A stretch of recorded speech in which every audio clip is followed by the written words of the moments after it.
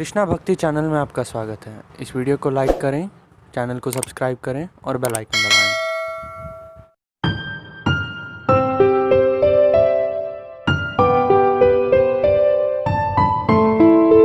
हरे कृष्णा। मैं संगीता आप सभी का कृष्णा भक्ति परिवार में हार्दिक स्वागत करती हूँ। आजा एकादशी व्रत कथा। एक बार राजा हरिश्चंद्र ने अपना सारा राज्य दान में दे दिया। राजा ने जिस व्यक्ति को अपना राज्य दान दिया था उसकी आकृति महर्षि विश्वामित्र से मिलती जुलती थी।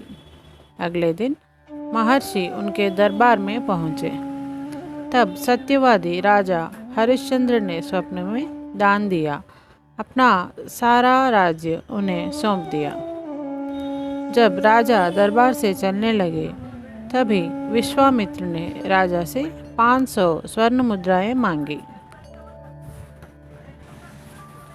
राजा ने कहा, हे ऋषिवर, आप 500 क्या जितनी चाहे मुद्राएं ले जा सकते हैं। विश्वामित्र ने कहा, तुम भूल रहे हो राजन, राज्य के साथ राजकोष तो आप पहले ही दान कर चुके हैं। क्या दान की हुई वस्तु दक्षिणा में देना चाहते हो? तब राजा को अपनी भूल का एहसास हुआ। फिर उन्होंने पत्नी तथा पुत्र को बेचकर स्वर्ण मुद्राएं जुटाई तो सही, परंतु वे भी पूरी न हो सकी। तब मुद्राएं पूरी करने के लिए उन्होंने स्वयं को बेच दिया। राजा हरिश्चंद्र ने जिसके पास स्वयं को बेचा वह जाति से डोम था। वह शमशान का स्वामी होने के नाते मृतकों के संबंधियों से कर लेकर उन्हें शवदाह की स्वीकृति देता था। उसने राजा हरिश्चंद्र को इस कार्य के लिए तैनात कर दिया। उनका कार्य था, जो भी व्यक्ति अपने संबंधी का शव लेकर अंतिम संस्कार के लिए शमशान में आए, हरिश्चंद्र उससे कर वसूल करके अंतिम संस्कार की स्वीकृति दे, अन्यथा संस्कार न करने दिया जाए। राजा हरिश्चंद्र इसे अपना कर्तव्य समझकर विधिवत पालन करने लगे। राजा हरिश्चंद्र को अनेक बार अपनी परीक्षा देनी पड़ी। एक दिन राजा हरिश्चंद्र का एकादशी का व्रत था। राजा हरिश्चंद्र अर्धरात्रि में शमशान में पहरा दे रहे थे।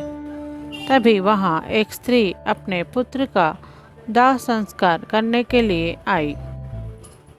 वह इतनी निर्धन थी कि उसके पास शव को ढकने के लिए कफन तक न था।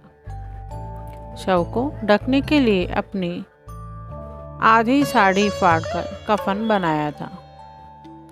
राजा हरिश्चंद्र ने उससे कर मांगा, परंतु उस अबला के पास कफन तक के लिए तो पैसा नहीं। फिर भला कर अदा करने के लिए धन कहाँ से आता? कर्तव्यनिष्ठ महाराज ने उसे शवदाह की आज्ञा नहीं दी। बेचारी स्त्री बिलख कर रोने लगी। एक तो पुत्र की मृत्यु का शोक, ऊपर से अंतिम संस्कार न होने पर शव की दुर्गति होने का आशंका। उसी समय आकाश से घने काले काले बादल मंडराने लगे। पानी बरसने लगा, बिजली चमकने लगी। बिजली के प्रकाश में राजा ने जब उस स्त्री को देखा तो वह चौंक उठे। वह उसकी पत्नी तारामती थी और मृतक बालक था उनका इकलौता पुत्र रोहिताश्व,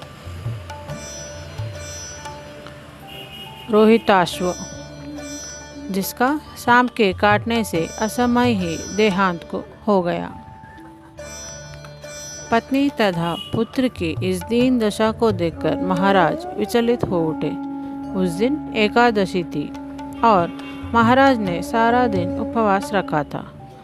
दूसरे परिवार की यह दुर्दशा देखकर उनकी आंखों में आंसू आ गए।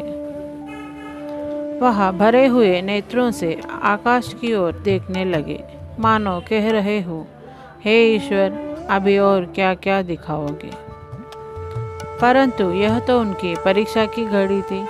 उन्होंने भारी मन से अनजान बनकर उस स्त्री से कहा, देवी, जिस सत्य की रक्षा के लिए हम लोगों ने राजभवन को त्यागा, स्वयं को बेचा, उस सत्य की रक्षा के लिए अगर मैं इस कष्ट की घड़ी में ना रह पाया तो कर्तव्यच्युत हो जाऊंगा।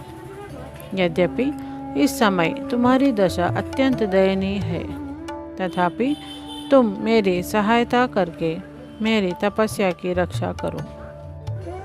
कर लिए बिना मैं तुम्हें पुत्र के अंतिम संस्कार की अनुमति नहीं दे सकता।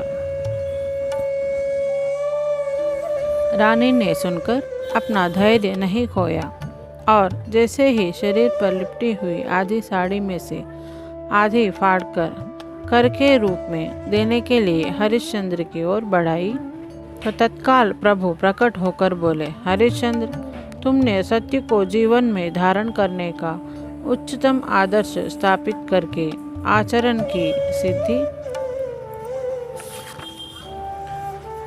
का परिचय दिया है। तुम्हारी कर्तव्य निष्ठा धन्य है, तुम इतिहास में अमर रहोगे।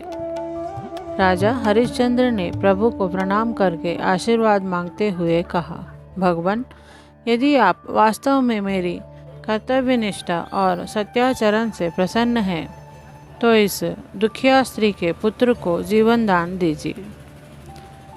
और फिर देखते ही देखते ईश्वर की कृपा से रोहिताश्व जीवित हो उठा। भगवान के आदेश से विश्वामित्र जी ने भी उनका सारा राज्य वापस लौटा दिया। अजा एकादशी व्रतकथा समाप्तम। जय बोलो कृष्ण कन्हैया लाल की जय हो। व्रत त्योहार धर्म से जुड़े videos, Laddu Gopal related videos, रुचि भोग रेसिपीज़ के लिए चैनल को ज़रूर सब्सक्राइब करें, लाइक करें और वीडियो अपने मित्र परिवारजनों से ज़रूर शेयर करें। मिलेंगे अगले वीडियो में। राधे राधे।